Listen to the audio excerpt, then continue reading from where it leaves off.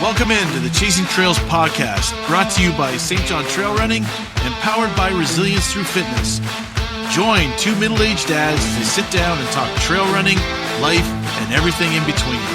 Now, here are your hosts, Jeff LeBlanc and Brandon. Welcome in, everyone, to another episode of the Chasing Trails podcast. Jeff and Brandon here with you. Jeff, it feels like it's been forever since we had a chance to chat, but you've been busy. You've been busy. I've been busy. Yes, sir. Congratulations.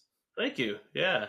Hazel made it into the world last Sunday, and I guess that's 2 Sundays ago now, or whatever. There's a week and a half. You lose track of time when you have a baby. Yeah, I'm sure you do. You stay home from work, and you're just trying to manage things on, minimal sleep. I mean, I've slept a lot more than my wife has. She's a real champ. And she's been working on a couple hours a night, maybe 3, and I'm working on 6, which I find difficult. So I can't even imagine. This is funny. She's now gotten to the point where she can literally fall dead asleep at any point in time. Like, you take the baby away from her and be like, "Go have a nap." She'll be like, "Okay," off she Instant goes. nap. And Yeah. Literally 3 seconds later, you walk into the room and she is done. Like, you're not waking her up for at least half an hour. Like, she's gone. So yeah, it's been busy. But baby's doing good. She, everything went well in the birthing process at the hospital, and we were there for just over 24 hours and gone because we've done this before. So we were begging them to let us out of there. They were like, "Well, don't you want to stay longer and make sure everything's good?" We're like, "No, we don't. Nope. We don't want to be here any longer than we have to be. Go find a doctor or some person off the street who can discharge us. Like, I don't even care if they're qualified. Just get me out of here." And, that's right. We're good. One last night you sleep on that lazy boy, the better off you are, right? Oh, that lazy boy is not fun. And the food is like it seems to have stepped up a little bit at the Fredericton Hospital. We were there 2 years ago, or almost 3 years ago now, with Vera. It was like in the middle of COVID, and Heidi tested positive for strep A, whatever, flu, influenza, or whatever it is. And so we were basically quarantined, and so we didn't the food was brutal. And this time around, it was a little bit better, but we did our usual after the baby came and everyone was feeling good. My dad went down to Gahan House and picked up 2 big burgers with a pack of onion rings and a big nice cheesecake for dessert. We sat in the hotel room in the hospital room and chowed down on some good stuff. So great. It wasn't too bad, but we're home and all is good, I guess. Yeah. Adjusting to the half dozen. The half dozen, yeah, that's right. No, wild. So wild. It's wild. Yeah, it's wild. It's wild. So it's been. One thing I will say more about the baby is it feels different at 42 than it did at 39. I'm sure it is. There's a difference. I know it's only 3 years, but when you get past that 40 mark and you have a baby, you really notice it. Truer words have never been spoken, I think that's legit. That's legit.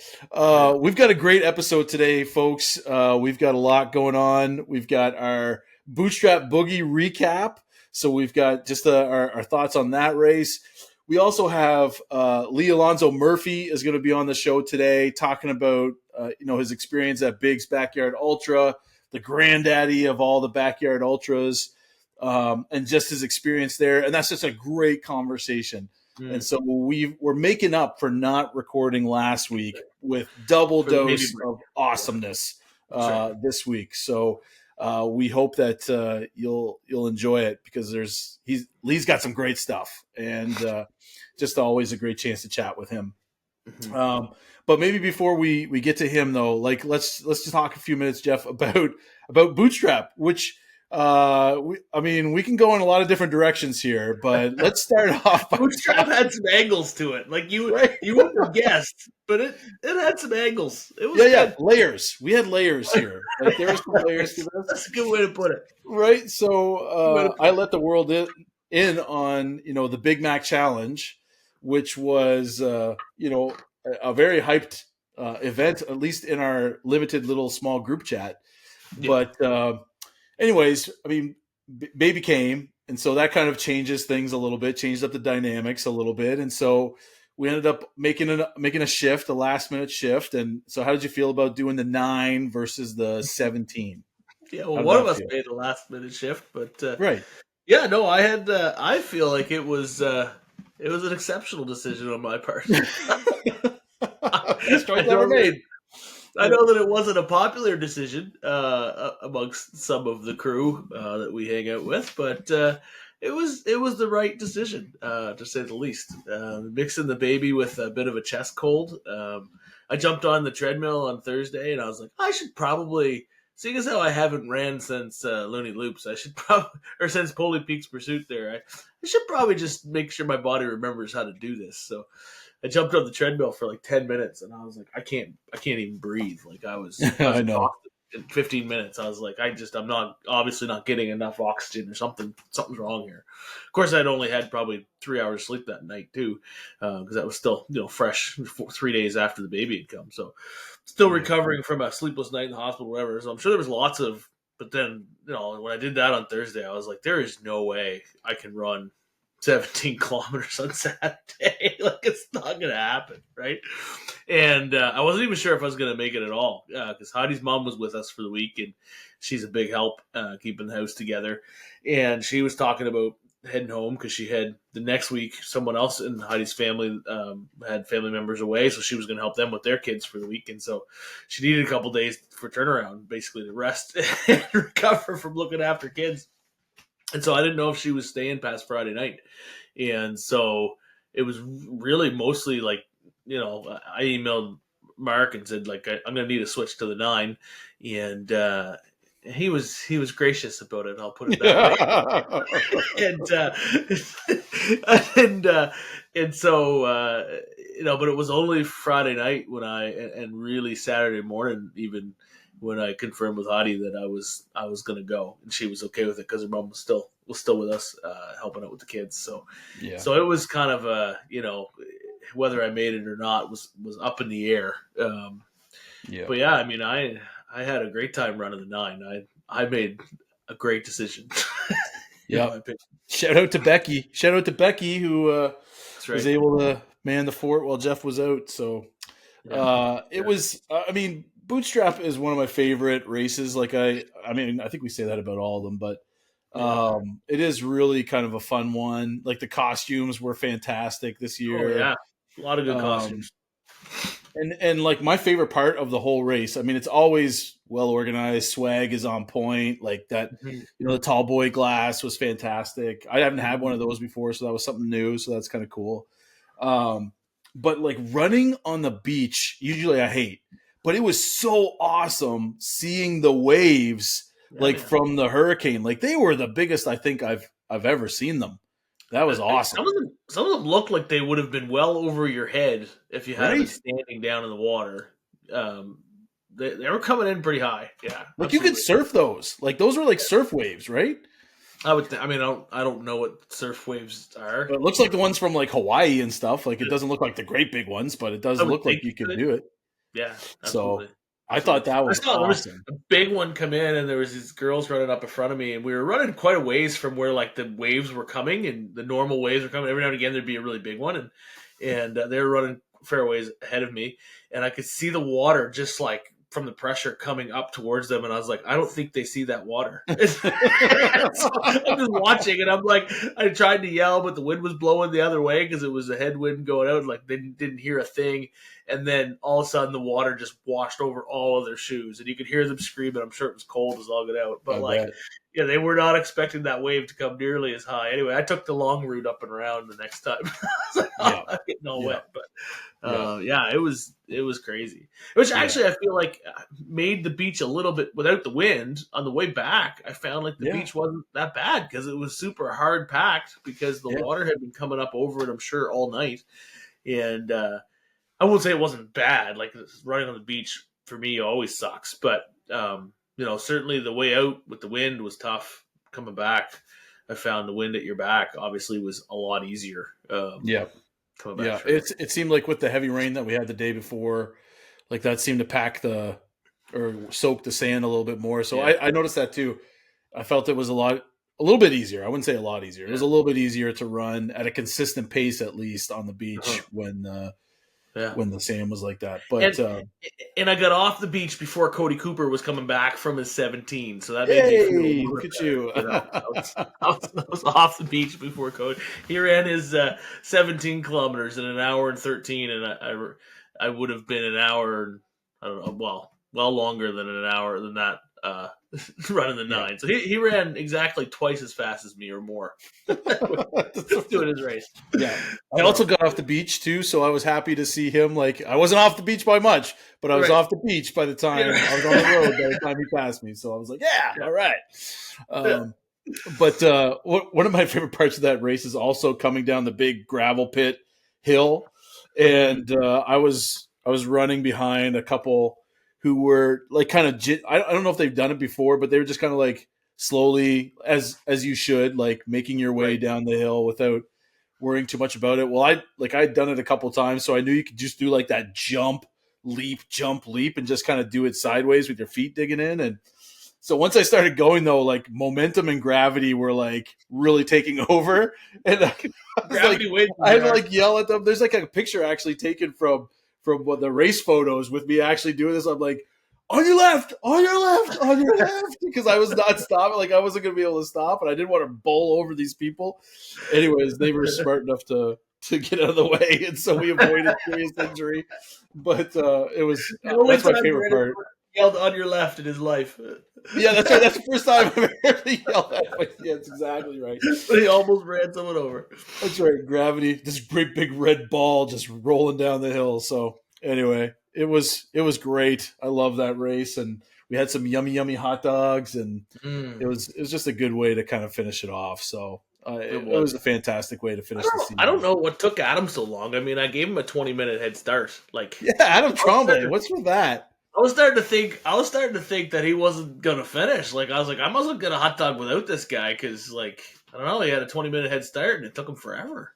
I mean, he even had like a 100-miler to warm up with. You know what I mean? So it's not like he can't run. I don't understand it. I mean, it's anyway. My worst fear the whole time I was running that, and I'd hear someone coming up from behind me in the 17, and I was like, "Oh dear Lord, I pray to God that's not Adam." Because if he catches me after I ditched him and switched to the 9, and he catches me on this race, like, oh, you would never hear the end last of it. kilometer of my run would have been hell, and I would never hear the end of it for sure. Just drop it. Yeah. I was like, anyway, I got to the last part through the field, and I was like, I just felt this like just weight lift off my shoulders of like, okay, Adam's not gonna catch me. this is okay. It's gonna be okay. Anyway, yeah. He was gracious about the whole thing. We had a good time with it, and then you're right. I had a donair sausage and some coffee from Yummy Yummy, and it was everything I remember it was from last year. So. But so that brings an end to the St. John Trail series, and so done, buddy. Yeah. So the final results haven't been released yet. I don't think, have they? I haven't seen them. No. I imagine there's a post about it, but yeah, I imagine they're checking them over for accuracy and stuff before they release the final results. Because I noticed on the last spreadsheet released, like the line for how many races you run hadn't necessarily added up for everyone. So I'm sure they're double checking their list. It'll be interesting to see. I hope they do like a little year-end awards party or something like that. That'd be fun to go to and see, and it'll be a lot of fun to see how the first year of the trail series worked out. So we got 4 out of 5 in, buddy. We got 4 out of 5 in. So we got 4 out of 5. Technically, we were at 5 out of 5. We just didn't get a score for. We just didn't finish. Yeah. Next year we'll get scores for that one. Friggin' Rockwood. Next year, buddy. Yeah. Journey for Rockwood starts now. But we were like mid-pack. Like we weren't the worst. We weren't the worst. No, we're not the worst. That's my motto. Like, just don't be the worst. And one of us is slightly better than the other. Oh, jeez. Slightly better. But we'll see. A couple spots. Anyway, so we've got that coming up. Bootstrap is all wrapped up. We've had a good season, and you've had a baby, and it just feels like things have just kind of wrapped up really well. Like it's a good kind of finale to the end of the racing season, and so like we'll have a recap, and we're almost to the end of our podcasting season. Season 3, it's almost over. Season 3 in the books. We'll save our reminiscing for next episode because there's some thoughts I have about that too. But we want to just tee it up for Lee as we go into our conversation with him. Just an amazing guy, amazing athlete, world-class athlete, and an Atlantic Canadian, a guy who has competed hard in the backyard ultra scene, enough to win a ticket to Big's Backyard Ultra, gets to meet the man, Laz himself, and run with some of the legends in the backyard ultra scene. And it's a great conversation. So we're just going to throw it off to our conversation with Lee. We hope you enjoy, and join us when we finish up, and we'll have some thoughts at the end.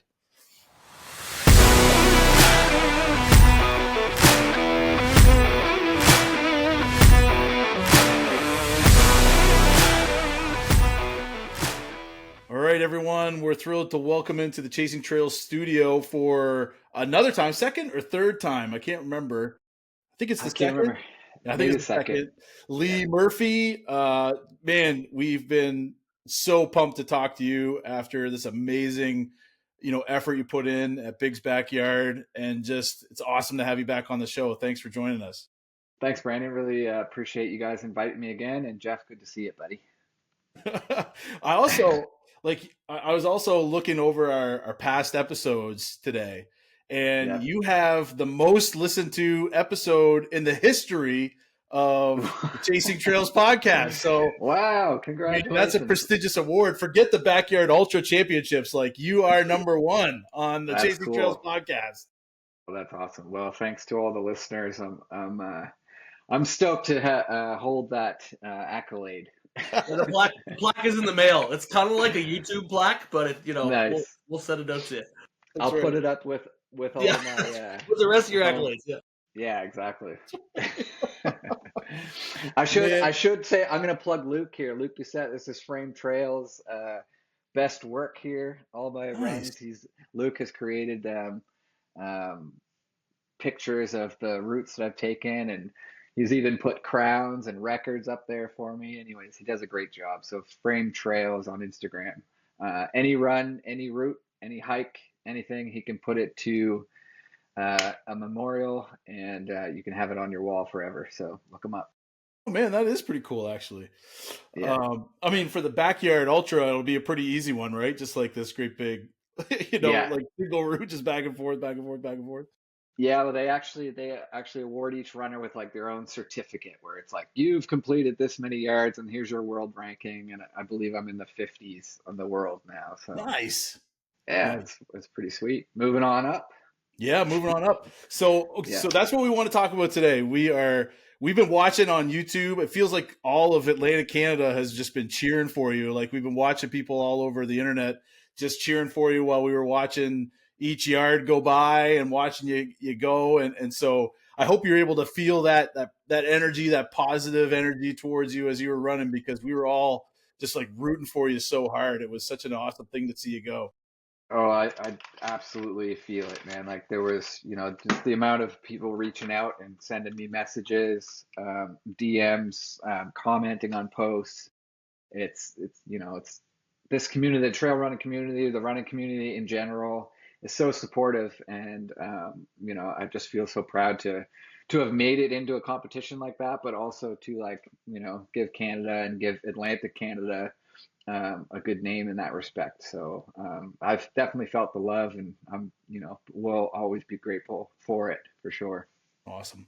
So if we can just rewind a little bit, leading up to the race, how did you feel going into it? I mean, you'd had a lot of training put in place, and what was it like going in, being the lone Canadian running in as well? What did that feel like?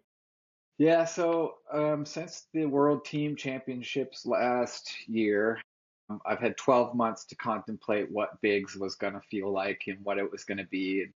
I had lots of different expectations. and lots of different feelings as the year progressed.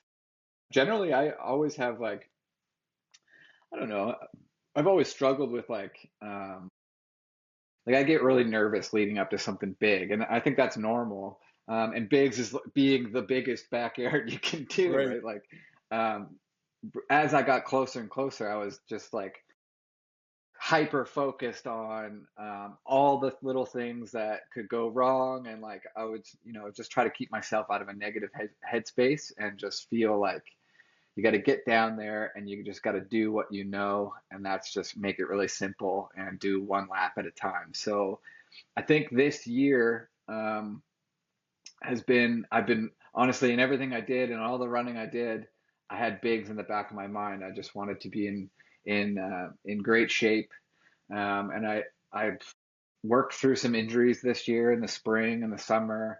I just had like muscle issues and probably just a bunch of like overuse issues that I wasn't like taking care of. Bigs was like the big subject in my life this year, as you can imagine.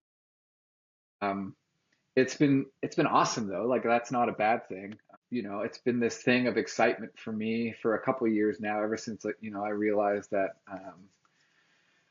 I was good at backyarding. And like when I first started doing this stuff, like I didn't really think I would like it as much as I have learned to like it. Yeah. It's a love hate I relationship. bet. But like when I first started doing it, I was like, oh, that's stupid. That's a dumb format. Like I would rather be on a wicked trail with an epic view and like seeing new things as you go along, like something like the Dubai 200 or whatever. Like those races in themselves are fantastic and awesome. And I do have a love for that kind of thing too. But the backyard format has just it's created this like monster within me.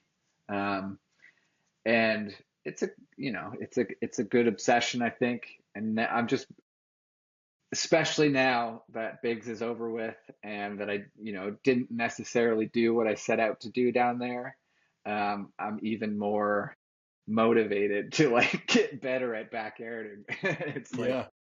it's wild, the fire it lights inside you for sure. Yeah. So I was listening to the live stream and they were talking about how even though this was an individual championship, there was people from different countries or who were part of the same country that were in it together, like the Belgians and the Americans and that sort of thing. And so what they didn't explain though, and maybe you could give me an idea, is how does that play into strategy and how they ran together? Like, was there like kind of a team kind of format to it, or and being by yourself, did you miss some of that? Yeah, good question. And you probably could assume that just by watching and like seeing some of the teams because but the Belgians being like the number one, and the Australians too, and the Americans. And I'll explain the differences between them. But I'll stick to the Belgians first because for me, where my tent was right in the middle of Team Belgium, and they all so like. You according to your record of yards, you had the opportunity before the race to pick which location your tent was, and Okay. as close to the corral or as far away or wherever you want it to be. So the Belgians having the most experienced backyarders in the world coming from Belgium, they got to choose first. So they chose basically like their own little community in the yard, in Big's yard, right? Yeah. So when I was getting to my opportunity to choose, I chose tent number one, which was directly in the middle of Team Belgium. And as the race went on, and as we got to learn the crews, Kate and Allison being my crew, they got mingled in with the Belgians. The community or the area of that yard became known as Little Brussels. So to answer your question, so how that happens is Belgium would have a national champion from 2024, right? Just like how I made my way to Bigs. I was the Canadian champion. So I won that golden ticket. But as you know, the at-large list, there's 25 spots open for the top 25 backyarders on the planet, right? So Evo, Marin, um, Jean, Matthias, and there's one that I can't remember his name now, and I apologize for that, but there's another one. Those guys had like 90 hours. The top four Belgians, they're all 100 hours, multiple times. So Yeah. of course they're at the top of the list for the at large. So of course they can all stick together, and they're invited to bigs almost every year because their record is so high, right? So they had the opportunity to know that all those runners are going to be together. So they train together, they run together, they plan together, they stayed together down there, and then they group together during the race. So it ends up being a group effort. And whereas me being the low Canadian, I didn't have that, right? So I was, Mhm. which is fine. It was great. You know, Kate and Allison made a perfect crew, and I'm very friendly dude. So, and you know, as Canadians, as we all are, we Right. make friends very easy, right? So we kind of fit in um, to the community pretty well down there. And obviously, since we're all down there doing the same thing and trying to accomplish the same task, which is to go further than we've ever had, it's like a tight knit family down there. So like you all end up helping each other, and we had to. Bigs this year was environmentally crazy. Like we had some of the craziest weather I've ever been through in a race.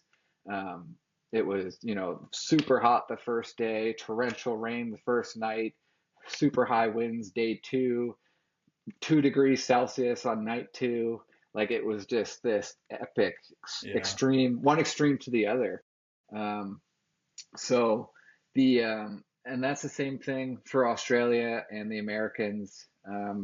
They, you know, they have highly accomplished runners from Australia like Jonathan Ash, Phil Gore, um, James Blanton, Ryan Crawford. Those are all Australian guys, and they have high records. They've been to bigs before. They end up traveling together, and they all know each other. So like in the backyard world, especially the highest accomplished runners, they all know each other. So I'm just, you know, super happy to have my name up there on those lists now, and Mhm. to have met these guys that I've been following online for years. And it was just like it was an awesome and surreal experience to share laps with Phil Gore, for example. Like if you can keep up to him, Right. you know, like because the guy is just like he just whizzes along, and like you barely see him. But Crazy. but yeah, just I spent many laps with like Harvey Lewis, you know, Marin and Evo, the Belgians, and it was absolutely awesome. It was, you know, I'll remember it forever, I think. So Yeah.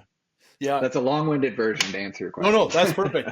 But Yeah, I also like there must have been like a ton of learning in your first time doing this too. So like, can you think oh of a yeah, couple of takeaways? What were some of the things that you were like, oh, I've never considered that before, and what are some of those things you took away from it? yeah. So obviously, the backyard being its own beast. Like there's strategies that you basically have to employ. And this is my opinion, of course. You know, people might find their way to success in the backyard format. But what I've learned is like there's certain things you have to do to be successful in a backyard, and that's how you organize like your how you organize your home base, like how you organize your supplies, how your crew handles like your nutrition, and then how you're going to spend each 10-minute break or whatever, 15 or 10-minute, whatever you get, whatever you can manage, how you're going to spend that. We've, Kate and I, excuse me, Allison, from the experience we learned last year in Edmonton doing the 68 hours there, we took a lot of the things that went well and moved them forward to this year. And we had like a pre-planning. We met up and talked and made notes and lists and wrote down protocols. And I just have some notes here that I look at. But this is for the people who are watching, they might not. But this is some of the things, like we literally had schedules Wow. that we made up, and we would follow them hour by hour so that we wouldn't forget anything. We wouldn't get behind on nutrition. We wouldn't get behind on gear changes or sock swaps or any kind of, preventative maintenance, that, might catch up to you 40 hours in or 50 hours in. And I think doing it that way in an organized manner has allowed me to push past the second night into the third night now, and then find myself, pretty alive and aware of what's going on day 4. So that was new territory for me. So, Mm. of course, I've learned things from Biggs, that I'm going to keep, employing, and it's going to help me get, into that fourth night and towards that 100 hours that I so desperately want now. And it's ridiculous to say, because if you would have talked to me at 73 hours or 72 hours during Biggs, I would have told you I'm like never gonna be doing this again. And then, Yeah. like, you know how that goes. Yeah. Like, it's an illness I think we all have. It's short lived. It's short lived. Oh Yeah. man. Yeah. Yeah, so it was tough. The end of Biggs was tough for me. This is the first time I've been taken out of a race for injury. Yeah. Um, I've dropped out of races before just for being like sick and stuff like that, which is a tough way as well. But, when my Achilles was, I was worried my Achilles would fully rupture, and, I just don't think I was willing to take that risk, this time. And I kept thinking, and this is a big thing for the backyard or anybody who's got any ambitions in the backyard to go really far, is that your mind is extremely powerful. And I think to get to that 100 hours, you kind of really have to be very secure in like how you're thinking in order to push past a lot of things. And especially to push past an injury and keep going. Um, you might have to like forget about the injury, or you might have to say, hey, might have to weigh the options. Like, is it worth the risk of a devastating injury that it might keep me off my feet for 6 to 12 months, or is it not worth it? Mhm. Right.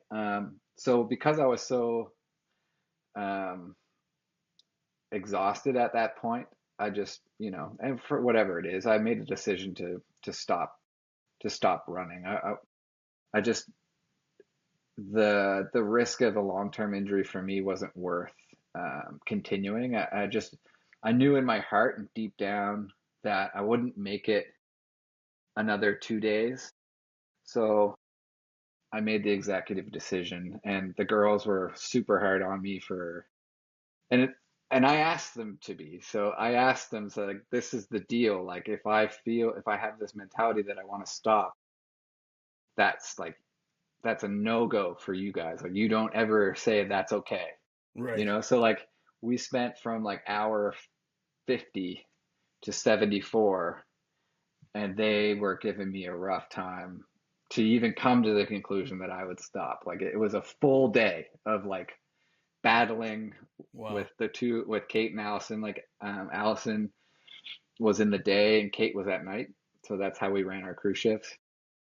So it was tough. It was a tough decision, I think, for the whole team.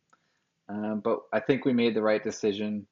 I ended up with a grade 2 tear on my Achilles and my peroneal tendon on my right side, and a milder tear on my left. So Okay. it Wow. was just it was a matter of time, and who knows what kind of misstep, and it could have been a worse scenario for me. Yeah. Um, but now I can take the lessons learned, and I can work on, some things that I know I can prevent this type of injury again. And now that I know the course, I know what to train. And if I do have the opportunity to make my way back there and lose my mind in Big's backyard again, I'll be the stronger for it. So yeah. That's amazing. And so can you just kind of walk us through, like, on a 30,000 foot view, just like how it felt at the beginning of the race and versus that point when you got to the, the 50 yard mark, and like what are some of the emotions that you kind of cycle through as you're going through all that experience? All right, so when you start out, when I start a race and I have it in my mind that I'm going to run for several hundred miles, as you can imagine, that might feel impossible, Yeah. right? Right. Like for me, when I first started thinking about that, even like just to comprehend 200 miles is a pretty daunting thing to like walk into or walk towards. So it's really a skill that I've, come to appreciate is just being able to break these huge tasks down into like small little sections. So like with a backyard, you're never thinking about, well, for me, I'm not thinking about the 100 hours or the 80 hours or the PB in the beginning. I'm just thinking about the first day, right? And as as you gain more experience with like even 50Ks, like the first time you run a 50K, it's monumental, as it should be, right? It's something to celebrate for anybody. It's an epic accomplishment for anybody to do that. But when you run your 10th 50K, right? Like it might become something that you're like, not taken for granted, but it's like it's not as hard as it once was, right? Right. So like, and then you run your 100, and then you run your 100 miler or whatever. So like now that I have the experience in life and the running experience, whereas like I know myself and my confidence, and I know from my physical fitness that like running 100 miles, it's not easy, but I know it's like that's the first mountain to climb. That's the first step. There's a big difference between running 100 miles and 200 miles. So like what I do, I think mentally when I'm going into a backyard that I know I'm going to try to go for several days, it's like I just got to get through the first day. And then once the night comes, then it's like I just need to get to sunrise, right? And then the sun comes up. And it's like, oh, I just need to get to lunchtime. And then you break it down into chunks and it becomes like, and the emotions, like you asked, like the emotions go along with that, right? So like it's not so emotionally daunting or taxing if you're like managing your emotional state of mind as well, because like the emotion will go with the size of effort you're trying to put forth, right? So if you're managing all that efficiently, then you're going to be calm, you're going to be orderly, and you're just going to do what you do best, and you're going to execute your planning, your strategy, and your training is going to take over. So that's what I think I've had success with in the backyards, and it's led me to work through those first nights, the second night, and now the third night. And that was going into bigs this year was like I need to get through the third night. It was like my brain would always want to go to the third night, because it's Right. nothing, it's new territory, right? Like I hadn't seen the fourth sunrise or whatever in a race yet. But once I did it, it was like, all right, well, what's the next sunrise going to be Right. like? Like it's so when you do something once, then you can do it, and that builds confidence. And that's the same with any type of ultra. Like it's about confidence building, and the only way you're going to gain that is by doing it. So like Yeah. that's why like letting fear hold you back from trying to reach and grab these big monumental things. It's like that's silly, and it's what's the right word? If fear is going to keep you from trying something, then you're already screwed, because you never know. Like once you get there, then the fear is gone, right? Like I don't know. I suck at words right now, but No, that's all right. It is you kind know of what like I'm trying self to defeating, explain. right? It's like that self fulfilling prophecy. If you just kind of think Exactly. you're scared of it, you will fail at it because you've already kind of thought Right. it in your head. And I'm no different than anybody else. Like I experienced fear, just like anybody else, I think, and these big ultras are scary, because you got to go through a lot, man. And they're hard. They're hard. They're very hard to do. Um, it takes a lot of emotion. It takes a lot of energy. It's hard on your body. There's a lot of pain. that comes with it. Like, yeah, sure, there's a lot of happiness and joy that comes on the other side of it, and even while you're doing it, but like running for 60, 70 hours is extremely painful. So like there's a lot of fear and like anxiety that comes before I start something like that. For me anyways, Mm-hmm. this is my feeling. This is how I feel. So like managing that stress and that anxiety as I walk towards the event and as I step forward into it and then the first few hours is something I've learned to deal with. And there's lots of things in my life that I've, gained experience in dealing with those kinds of things. And that's, ultra running is like something it's like no other, but like the lessons and the skills as far as mentally and even spiritually or emotionally that you learn in ultra running, you can apply everywhere in life. If you have a big project at work, or there's a lot of things that are mounting up on, building pressure in your life, I know that like through ultra running, if I tackle them one thing at a time, that eventually I'll get to the end. And the end result is that I'll complete the task, right? I know that through I've learned those lessons in ultra running, and I've learned those lessons in real life too. So it's you can't buy that experience, right? With Yeah. money. You have to Yeah. live it, right? So So I was thinking too, like just kind of riffing off what you're saying.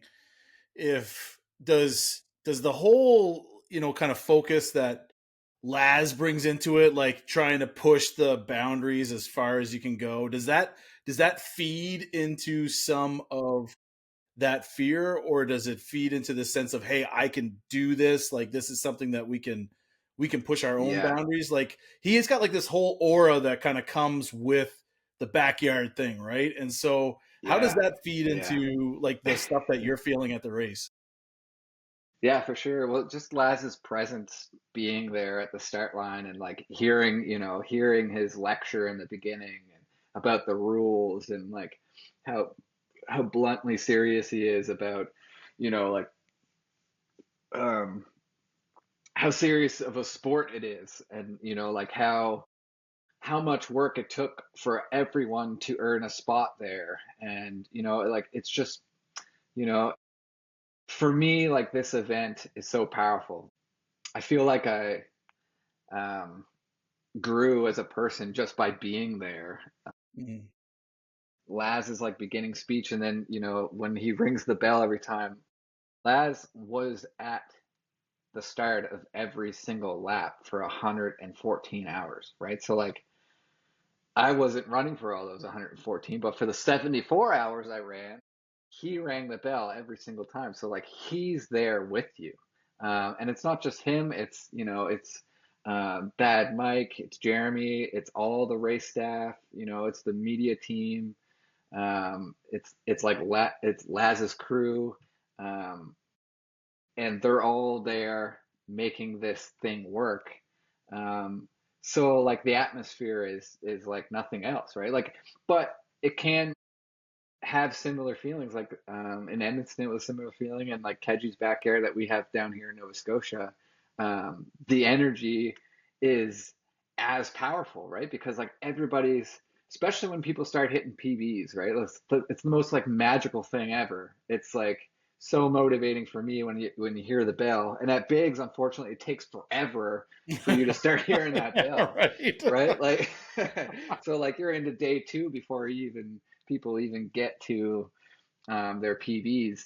Um, but once that bell starts ringing, it's like, let's go, let's go, like everybody gets super pumped. And then because I found the weather being so difficult, like everybody was like grouped together, and we were really working hard to like stay in the race, because day one it was immediately difficult. Like it wasn't like a breeze to get through day one like I thought it would be. I had things in my brain, or leading up to the race, I'd be like, oh, day two, day one, day two, it's going to be like a freebie. You're going to get right through it. It's not going to be a big deal. The real challenge comes when you get to that PB mark and then you push past. Lee, you're going to be fine. Like this is the stuff I was telling Right. myself, right? But it was like 30 degrees Celsius on day one.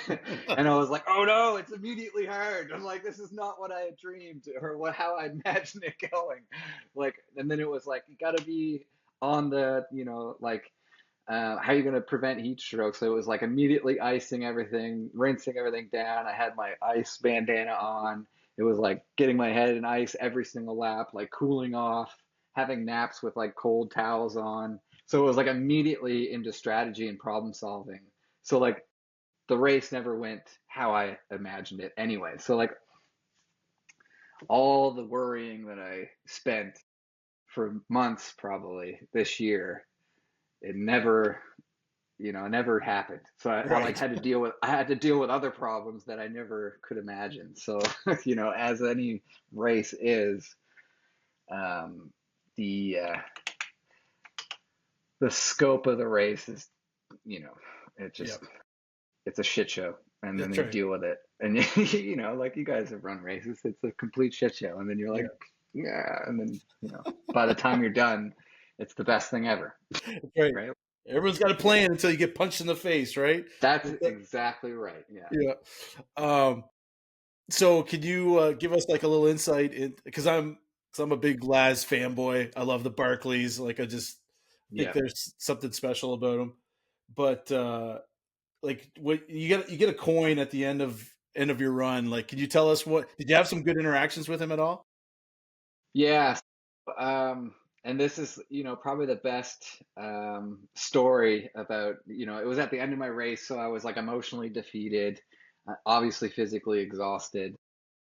At the end of each runner's race, Laz personally gives you your coin, which is a DNF coin, right? It's the coin you get that's, you celebrate your DNF. DNF. That's so wild. And right, Yeah. like after running 308 miles, you're like, oh, I can't wait to get this DNF coin, right? Like, because, each person has their own personal best, and like the achievement of running 200 miles or 300 miles is like incredible, right? So for me, after running 308 miles, I was like ecstatic, but at the same time, I was also like bummed about it. Like Right. because that's how the backyard is, right? So like it's such a monster. It's a beast of a format that like really plays with your emotions.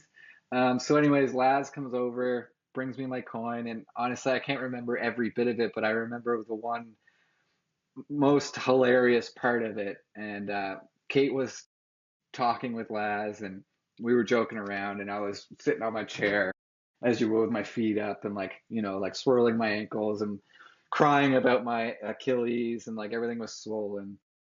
And Kate mentioned the Barkley to Laz and that it was a big dream of mine, which it is. Ever since I started ultra running, I've been fascinated by the Barkley Marathons and Yeah. Laz being the creator of these two, extremities of races and two completely different races. Um, you know, it was wild to even discuss the Barkley marathons with, Laz himself. So Right. she said, well, Lee's dream is to run the Barkley. And I literally, as soon as she said it, I could have called what he was going to say. And he looked me dead in the eyes and he goes, well, if you wanted to run the Barkley, you should have kept running. Right? Because obviously, if you win bigs, you can immediately get into the Barkley. It's an automatic, right? Like the winner of big Really? I didn't know that. Yeah. gets invited to the Barkley.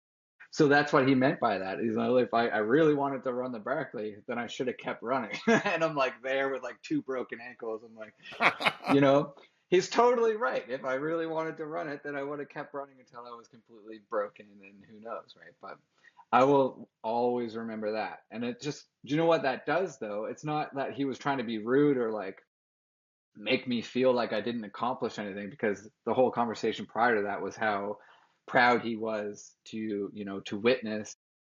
We talked about the Canadian records. We talked about, my personal best of 74 hours being the second highest in the country. Mm. So like he was there pumping me up and, pumping all these accolades, but then at the same time, he could tell that like the Barkley was my dream. And then he said something that's like, to me, like that's the genius of Laz, where it's like, well, if you wanted to do it, then you will work for it, right? You'll get it, you'll find a way and you'll work hard and you'll do it, Yeah. right? And that now I'm even like more motivated to have it coming straight from the man, you know? It's like, well, if you want to run the Barkley, then do everything you can to get into the race and try, right? Yeah. And that's what really that's the whole spirit of the backyard, the spirit of the Barkley Marathons is to like try your hardest in life and accomplish all these things. And then that's how you'll get that's how you'll accomplish your dreams, right? Yeah. Yeah, So exactly. who knows? I don't know the future. I don't know if I'll ever run the Barkley, but I'm gonna fucking try. Sorry, excuse my That's all language. right. I'm gonna try my hardest, But right? man, that'd be so awesome. Oh, that'd be so Yeah, awesome. That'd be so right, fantastic.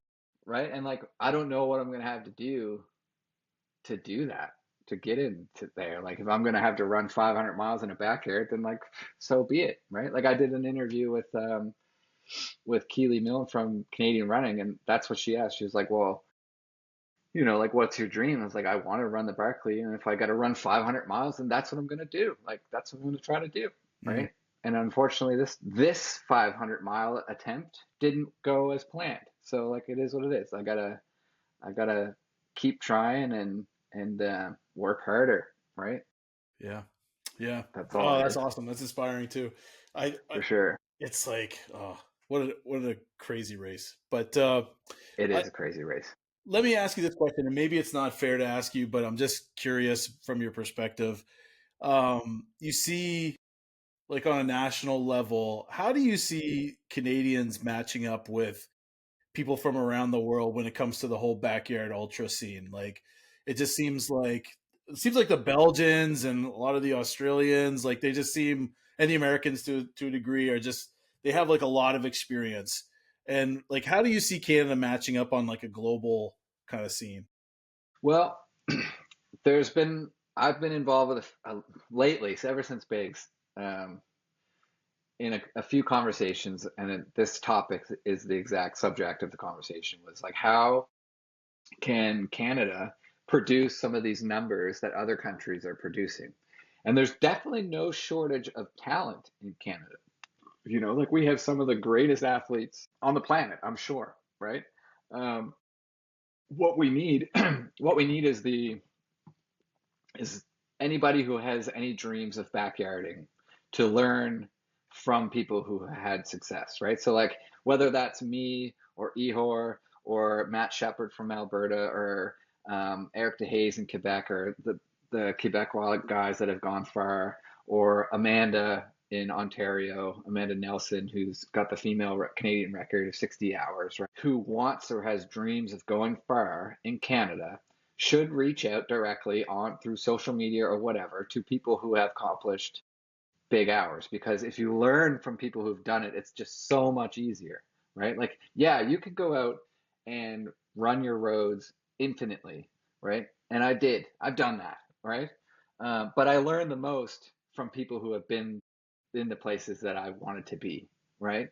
I learned about the sleep strategy from Matt Shepard 2 years ago, right? And I employed that and then made my own tweaks. I learned about nutrition from running other ultra races, and I applied that to my own body and my own training.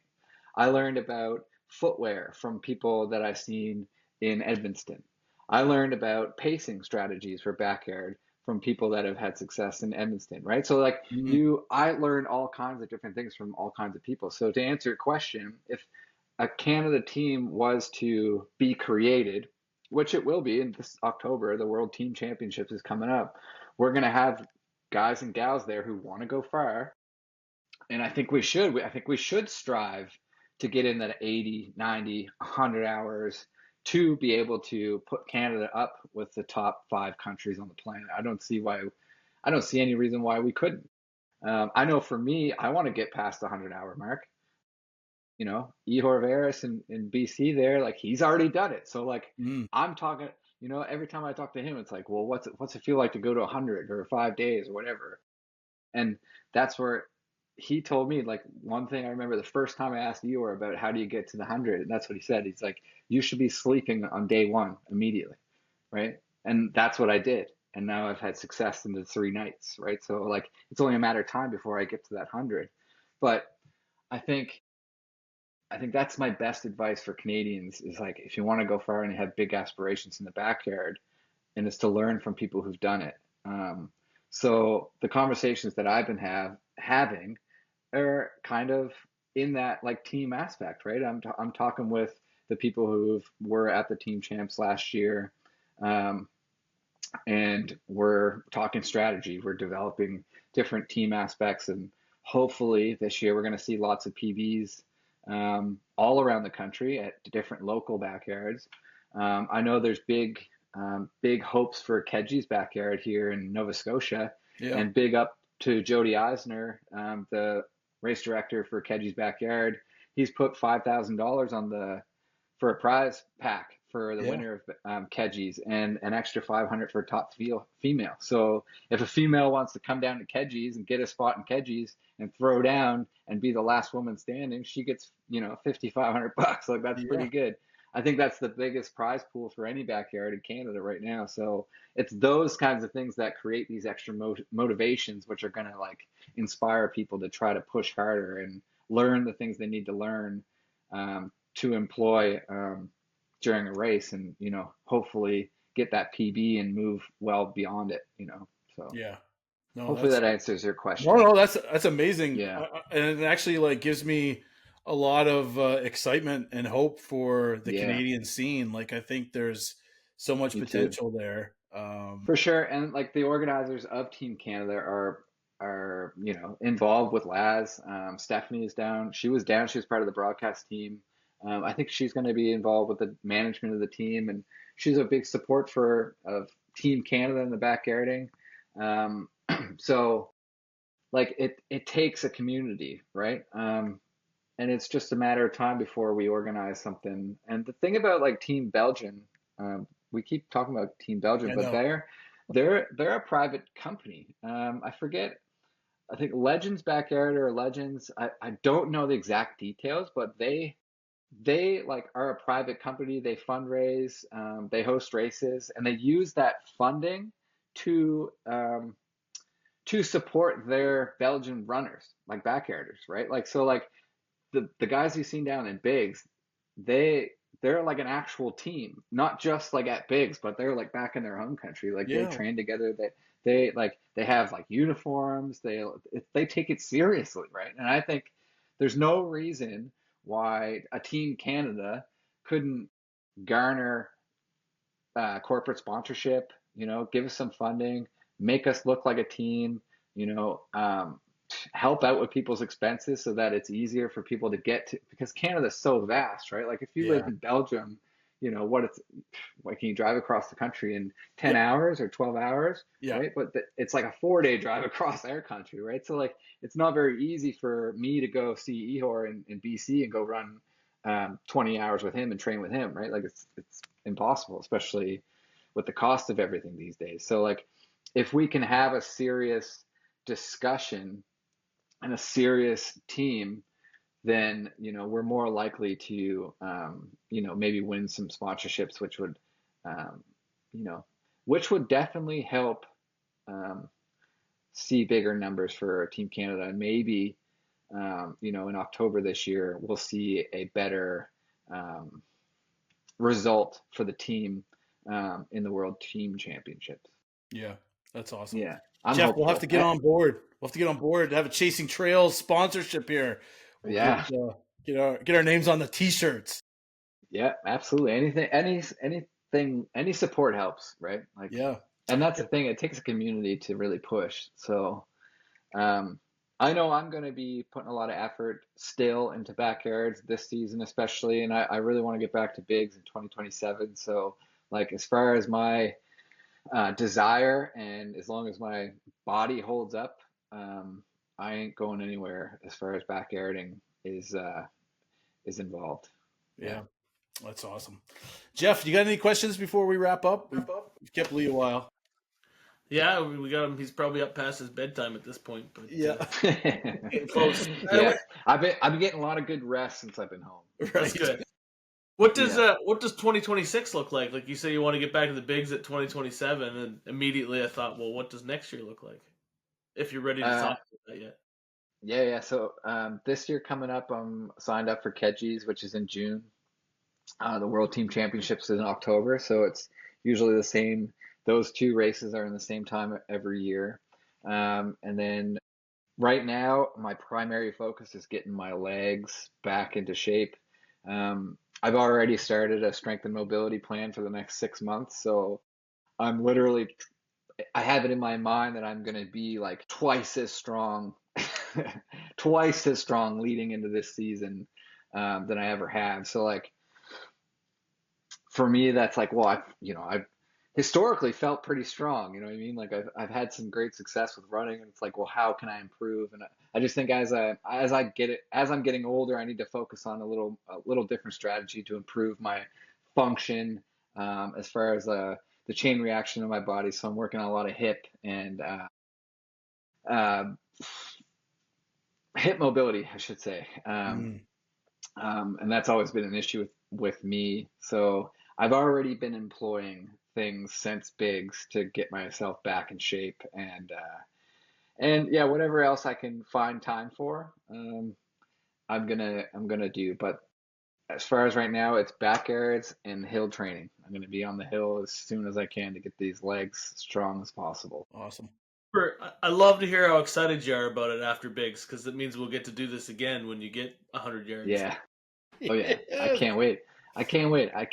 Cannot wait to get into that fourth night. The times we had out on those roads, like it was absolutely unbelievable. There's a new documentary that Harvey Lewis just released, Lumina Films, I think it's by the production team. And it's called like 1212, or I think it's about 1,000 or 1,200 miles he raced this summer, but it documents his time in Dead Cow Gully last June that just passed, so Mm. 2025.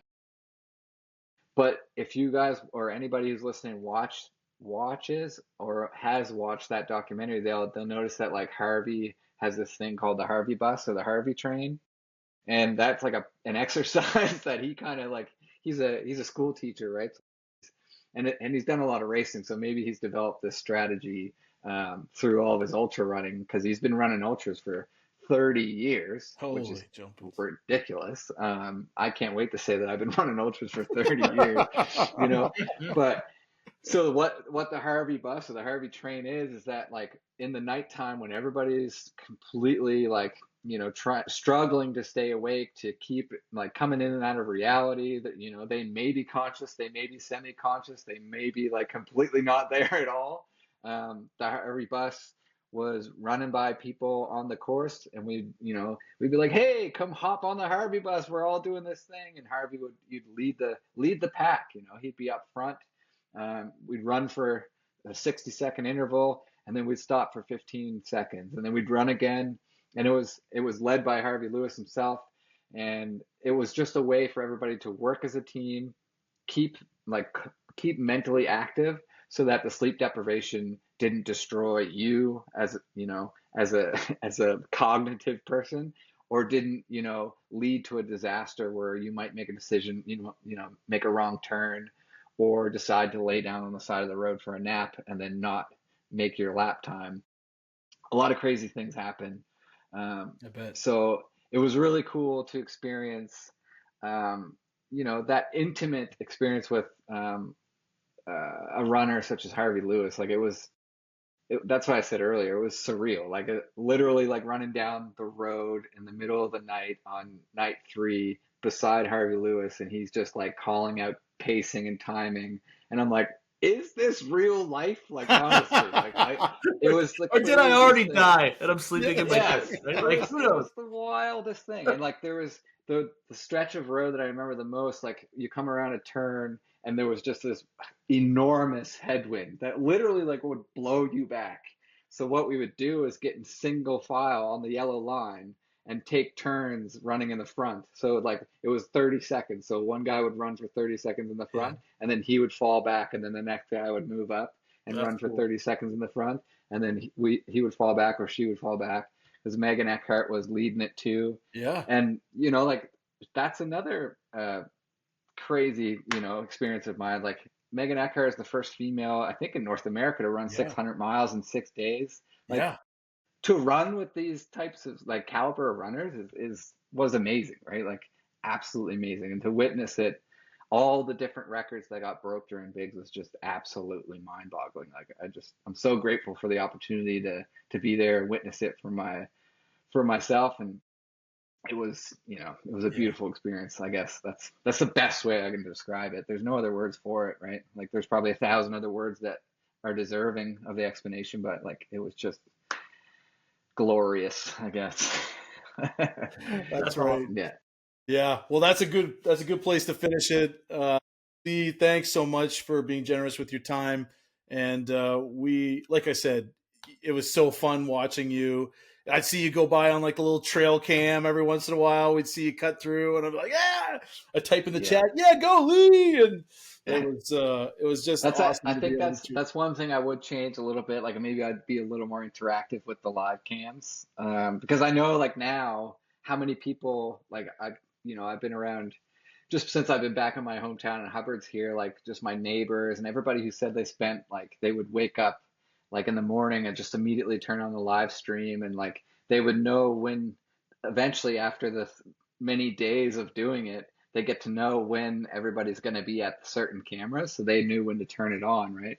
And that's one thing I think next time I'm at Bigs, and that's one promise I'll make. I'll be a little more interactive with the people who are watching, because it's also good for like how I'm feeling too, right? Like if I know I'm like, because sometimes you're lonely out there, right? Like you're just running by yourself, and it's hour after hour after hour, and you're not really talking much, and you might be in a slump emotionally or whatever. But like you see that little phone, because it was literally just like an iPhone on a post, no way, yeah, like duct tape to a tree or something. Like that's all I would see, right? So, but then you guys would see all of us, so it's a completely different world. But it's quiet in the woods too, right? Like there's not a lot of noise going on. So having that, like, you know, I can't even think of words. Having that way of like spiritually connecting with people at home it's a big boost for me, I think. So yeah, man, yeah. All right, Lee, thanks for giving us your time, and we'll talk soon. Yeah, thanks for having me, guys. Appreciate it. All the best in the recovery. Oh, I appreciate that too. Absolutely. All right. Take care.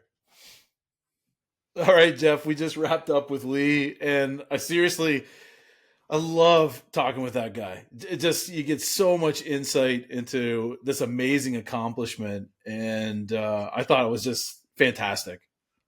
It's crazy. I mean, it's such an interesting guy, and we were just laughing before we started the recording, but it just blew my mind how we ended the recording, and then we just had another completely private podcast, just the three of us, and we talked for, I don't know, it was probably a good another half hour probably at least, and he'd tell the stories, and it's like, we've never met this guy, but he's just such a cool dude and just genuinely friendly that we just sat and chatted with him, and they were awesome stories. Like I don't know what happened to his internet feed. He disappeared offline while he was in the middle of a story, but like I could have sat here and talked to him for another hour. Anyway, no, what an amazing accomplishment and such a cool experience to have. You know, someone from Atlantic Canada now, you know, top 50 in the world, second longest in the country for yards, and he's right here in Hubbard's, Nova Scotia. That's a cool thing. Yeah, it's it blows my mind too, because you talk about, you know, the 72 yards, right? And like to get my head around that actual distance, like blows my mind. Like I just can't get my head around that. And just even watching on the live stream, just seeing these guys continue to run after doing it for 3 days, like 4 days. Like I can't even think about, like we tried to make it 24 hours, right? We didn't even make it 12. We both quit it at about like 9-hour mark. I was like, this is unreal. Right? And we weren't running 6 kilometer laps, we were running 3 kilometer laps. Right. Yes. Oh my With goodness. 90 meters of climbing instead of 170, as he was saying, like at Biggs. Like, Looney Loops was anyway. That blew my mind when he told us that. I think that was actually after the podcast itself, maybe. But Yeah. I can't remember now. The two were melting together, our private podcast and our real podcast. But because I had it in my brain that these backyard ultras, they were all designed flat, just because they're insane as they are. You run for 5 days straight, like that's insane in and of itself. You don't need hills to make it worse, but apparently you do, right? Like, you're right. It's mind-boggling. We were on our way home from soccer tonight, and Amelia, the girls ask me almost every week, like, who I'm interviewing or what I'm doing for my podcast. And so I said we were interviewing Lee, and I told him who he was, and that he ran, 74 yards at the, world ultra bigs or whatever. And Amelia asked me what a yard was. And so I explained it. And like, we're driving down the road, and like 5 minutes later, she had done the math in her head. She's like, wait a minute. That's like multiple days. There's only 24 hours in a day. And he ran like hundreds of kilometers. I was like, yeah, like almost 500. It was like 400 some odd kilometers or something silly like that. Anyway, and it just like dawned on her 10 minutes later, like, what the heck just happened? Like, is that even possible? Anyway, it's really cool. Yeah. And even and just talking about like on the national scale of like where Canada could be in the future, I just thought like this seems like this is the birthing of something bigger than what we've seen before. And so that's kind of cool. It reminded me of like remember when the Olympics were in Vancouver? And so like the Canada Olympic Committee started like investing in like getting athletes ready to like own the podium or whatever that campaign was. I just feel like it needs that kind of intention. Like, hey, we're going to invest in this. We're going to get you the people in your lives to be able to educate you and get you prepared for it. And then to set you up for success. And so it sounds like, some of that is starting to brew and happen naturally. So that's a pretty cool thing too. Absolutely. Yeah. So, yeah. So anyway, it was an awesome conversation, and I can't wait to see what's up his sleeve next. I hope he heals really well and is able to jump back into it. But we hope you enjoyed that conversation. There's lots more where that could have gone, but hopefully you enjoyed our quick chat with him. But we'll have to have Leon again. And man, we need like a part 2. I know Keji's sold out, but I feel like we should just go down and be a media crew for the weekend. Yes, that's right. Listen, I listened to some of those people on the live stream on YouTube, and like one guy could barely speak English.